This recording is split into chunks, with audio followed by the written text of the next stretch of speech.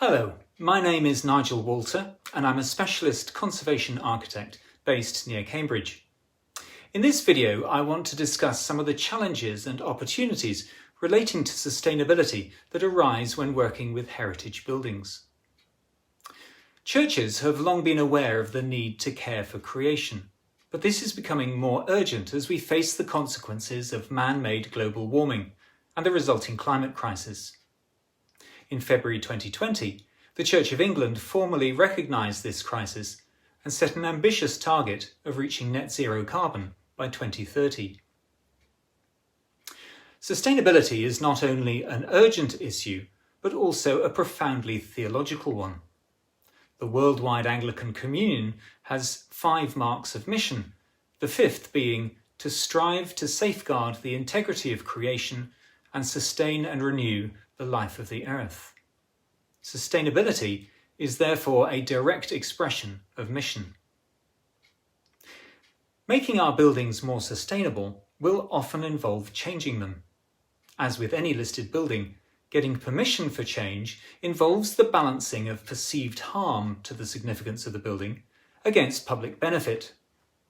In the case of a church building, that public benefit can legitimately include questions of worship and mission. Arguing for sustainability measures on the basis of mission can therefore be very helpful in winning permission. And this is of direct missional relevance. Increasing numbers of people within the broader culture see sustainability as the #1 issue facing our world. Churches that embrace sustainability often find links strengthened both within their church family and with their wider communities. It's a joy when we see local churches becoming a catalyst in their community for sustainability initiatives in this way. But while there's an increasing awareness of sustainability and a desire amongst church communities to address these issues, where should we start? One great place is 360-degree carbon.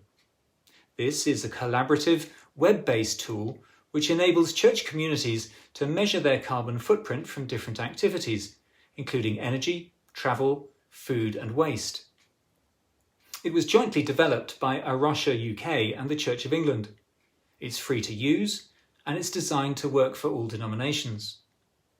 Arusha's Eco-Church scheme now asks that churches use 360-degree carbon or a similar tool to measure their carbon footprint as part of their qualification for an award.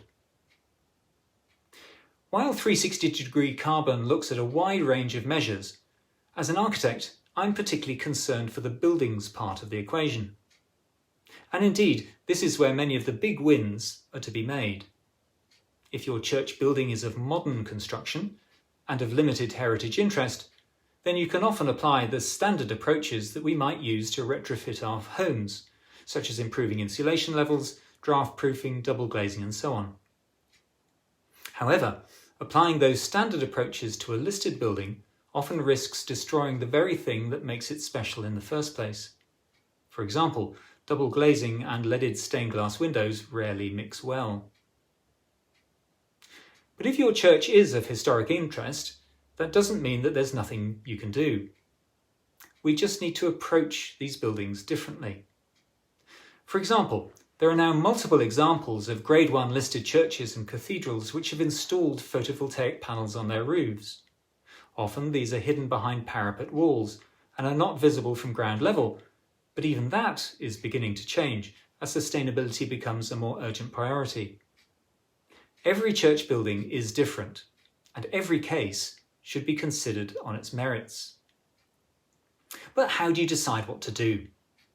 Catherine Ross, the Church of England's Open and Sustainable Churches Officer, along with others, has produced something called a practical path to net zero carbon for our churches.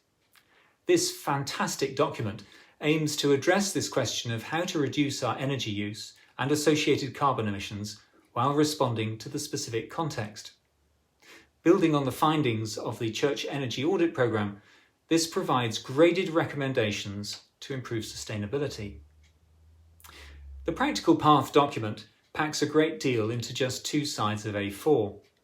Importantly, the document starts by pointing out that many of the suggested items will require permission, and constantly stresses the need to seek appropriate professional advice before making changes.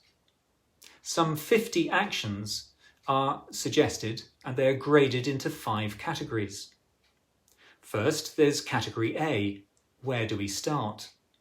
These are simple actions that nearly all churches can benefit from, whatever their intensity of use. They're relatively easy, have relatively fast payback, and include such simple things as basic maintenance of the building itself, fitting LED lamps, and switching to 100% renewable energy tariffs. Next comes category B. Where do we go next? These actions are more aimed at churches with medium energy uses, which are used more than once a week. Perhaps half of churches should consider them. The actions typically cost more than in the first section and/or require more time and thought. Some require some specialist advice or installers, for example. Examples include considering alterations such as insulation in existing roof voids, creating a draft lobby, creating separately heatable smaller spaces, all, of course, where appropriate. Then comes section C, getting to zero. These are bigger, more complex projects, which only busy churches with high energy use are likely to consider. While offering substantial reductions in energy use, they also require substantial work and have both a longer payback, but also themselves involve a greater carbon cost. These include further insulation in the fabric, new LED lighting systems, installing photovoltaic panels, again, all where appropriate. Next comes D, only if.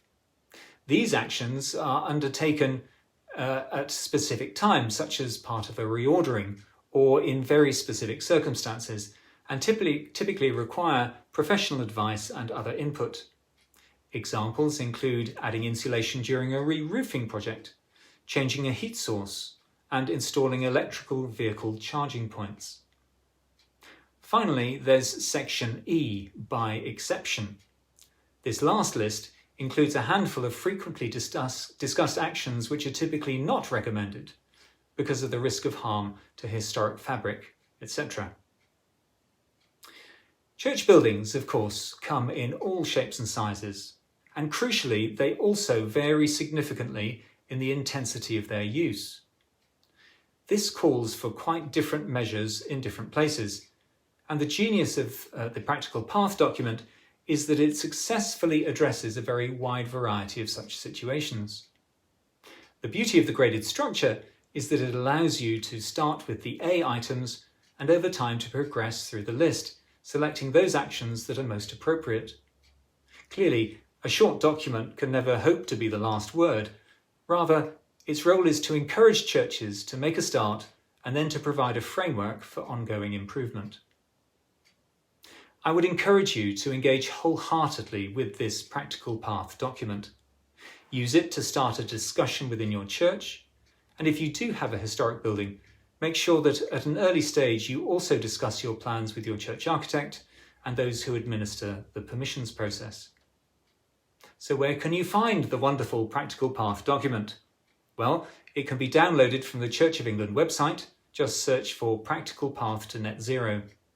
There's a concise version that fits on 2 pages and an expanded self-audit version which offers the same content but in a checklist format. I do hope that you find that document useful and that you've learnt some useful things from this video. Thank you.